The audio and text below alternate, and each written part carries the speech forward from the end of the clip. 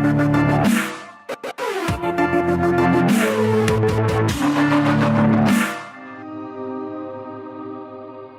name is Dr. Stephen Young, and I'm from TriCore Reference Labs in Albuquerque, New Mexico.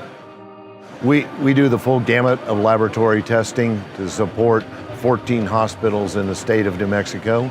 My specialty is infectious disease. Individuals present with signs and symptoms that are compatible with tuberculosis.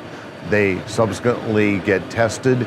There are not a lot of individuals that are good at actual skin testing, and because we have a very poor population, it sometimes is very difficult for people to come back within the 48-hour time frame to have that skin test read. So we have converted almost all of our TB testing, looking for latent TB, to QuantiFERON.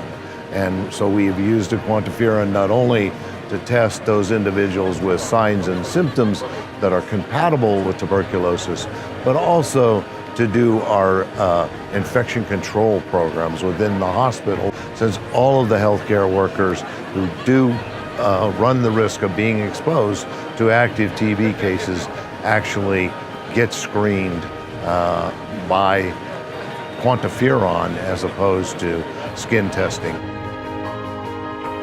Well, we have investigated the other options for not using skin testing, found them not to be acceptable because essentially those samples had to be collected and sent off to another lab, and that's an outside cost to us, whereas we can incur the cost internally, and then that saves the system much more money, both when we're screening for healthcare issues as well as for the infection control issues.